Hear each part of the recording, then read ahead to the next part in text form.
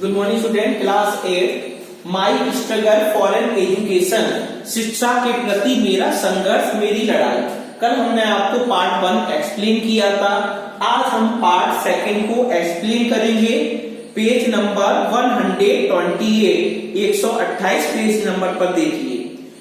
I must have walk the streets. लेखक होता है, आई किसके लिए आया? राइटर के लिए आया, लेखक। लेखक कहता है I must have walked the street, मैं सड़कों पर घूमता हूँगा, मैं सड़कों पर घूमा। स्टिल आफ्टर मिडनाइट, जब लेखक को नए शहर में प्रवेश किया उसने, तब वहां पर उसका जान पहचान वाला कोई व्यक्ति नहीं था। उस शहर में पहुंच गया, आधी रात में वह भी सड़कों पर घूम रहा है।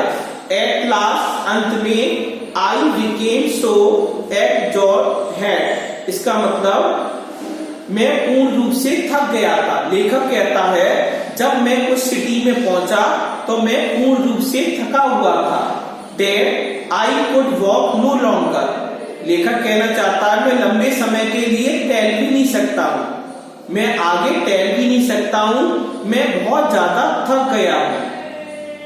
आई वॉज टायर्ड, मतलब द राइटर वॉज टायर्ड, लेखक थका हुआ है।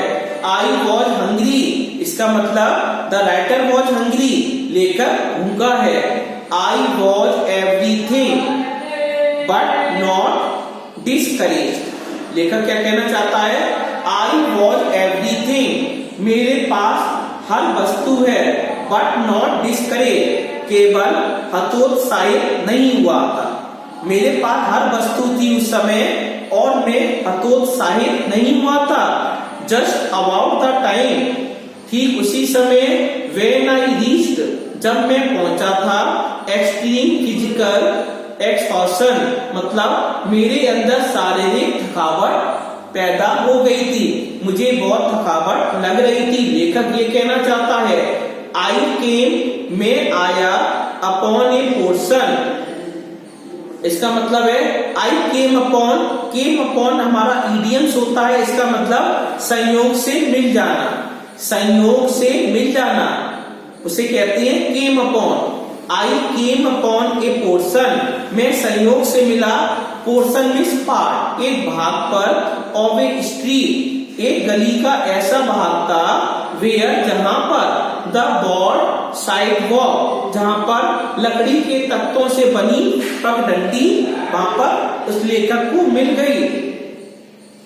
वॉज कॉन्सिडरेबली एलिवेटेड, वह बहुत ऊपर उठी हुई थी। एलिवेटेड का मतलब होता है कोई उठा हुआ भाग, ऊंचा कोई उठा हुआ भाग। तो लेखक को ये जगह मिल गई, एक एलिवेटेड, उभरी हुई एक बहुत अच्छी जगह मिली, सड़क के तख्तों से बनी पगडंडी मिल गई उसे। आई क्रेप्ड, क्रेप्ट का मतलब past tense of creep, creep का पास्ट टेंस क्रेप्ट होता है। मैं सड़क गया, मतलब मैं लेट गया उस पर। अंडर द साइड वॉक, किनारे नीचे लेट गया। एंड ले फॉर द नाइट, इस प्रकार मेरी रात गुजर सकती है। ऑन द ग्राउंड, जमीन पर, विथ माई सैचल, सैचल होता है small bag, satchel means small bag, और मेरे पास एक छोटा सा बैग था, इसका मतलब the writer had a small bag in his hand, लेखक के हाथों में एक छोटा सा सैचल था, एक बैग था। और क्लॉथिंग, उस बैग में कपड़े रखे हुए थे लेखक के। फॉर ए पिलो, लेखक ने क्या किया, जो कपड़े थे उसके छोटे बैग में उसको तकिया बना दिया। जब तकिया के रूप में प्रयोग किया तो वो लेट गया, उसने सिर के नीचे रखा बैग, वो तकिया का काम करने लगा। नियरली ऑल नाइट, लगभग पूरी रात। I could hear the train, जब लेखक नीचे लेट गया तो लेखक क्या कहना चाहता है? आई कुड हियर, मैं सुन सका, आई कुड हियर, मैं सुन सका, द ट्रेन, आवाजें सुन सका, of feet over my head, जब वो नीचे लेट गया, ऊपर फुटपाथ था, तो फुटपाथ पे लोग चल रहे थे, तो उसे लोगों के चलने की आवाजें सुनाई दी। द नेक्स्ट मॉर्निंग, अगली सुबह क्या हुआ? I found my self somewhat refresh, तब मैंने अपने आप को ताजा पाया। जो थकावट थी लेखक की, जो लेखक थक गया था, इतने लंबे सफर से आया था, अब उसे ताजा महसूस होने लगा। बट लेकिन आई वॉज एक्सट्रीमली हंग्री, लेकिन लेखक अभी भी भूखा था। एज सून एज, जैसे ही, it became light enough for me, it became, यह हो गया लाइट, हल्का हो गया, enough for me to my surrounding, जब मैंने अपनी थकावट दूर कर दी, तब मैंने उस शहर के वातावरण को देखा, चारों ओर के वातावरण को देखा। आई नोटिस, मैंने देखा, आई सॉ दैट की I was near a large ship, मैंने अपने आप को देखा कि मैं वहां पर एक लार्ज शिप, एक बहुत बड़े पानी के जहाज के पास खड़ा हुआ हूं। It seem to be unloading a cargo, unloading का मतलब होता है सामान उतरता हुआ, मैंने वहां पर पानी के जहाज से सामान उतरता हुआ देखा। एक कार्गो होता है हमारा जलयान में ढोया हुआ सामान।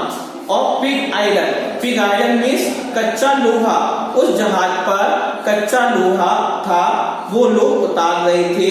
आई वेंट, मैं गया, एट वंस, मैं केवल वहां गया, टू द वेसल का यह मतलब है, वेसल मीन्स पात्र होता है, बर्तन होता है, लेकिन यहाँ पर मतलब है शिप, पानी के जहाज से लिया गया है, जो पानी का जहाज था। एंड आस्क्ड द कैप्टन, उस जहाज में एक कैप्टन था, उसने कहा, टू परमिट मी, मुझे आज्ञा दी, to help unload the vessel in order to get money, यदि तुम यहाँ पर काम करोगे, कच्चा लोहा को उतारोगे, पानी के जहाज में काम करोगे, मैं तुम्हें कुछ रुपया दूंगा, फॉर फूड, भोजन के लिए मैं तुम्हें कुछ रुपया दे दूंगा। The captain, a white man, captain कैसा था, वाइट मैन था, who seem to be kind hearted, वह देखने में बहुत ही दयालु लग रहा था। Consented, I work long enough to earn money, मैंने उस पानी के जहाज में काम किया, अधिक काम किया, जिससे मुझे अधिक पैसा मिल सके। फॉर माई ब्रेकफास्ट, जिससे मेरा ब्रेकफास्ट, दोपहर का भोजन, सुबह का भोजन हो जाए, ब्रेकफास्ट हो जाए। And it seem to me, और मेरे लिए ऐसा प्रतीत हो रहा था, एज आई रिमेम्बर, कि मुझे याद आया, it now to have been about the best breakfast, कि यह मेरे लिए सबसे अच्छा ब्रेकफास्ट होगा। सबसे अच्छा क्या होगा, ब्रेकफास्ट होगा मेरे लिए।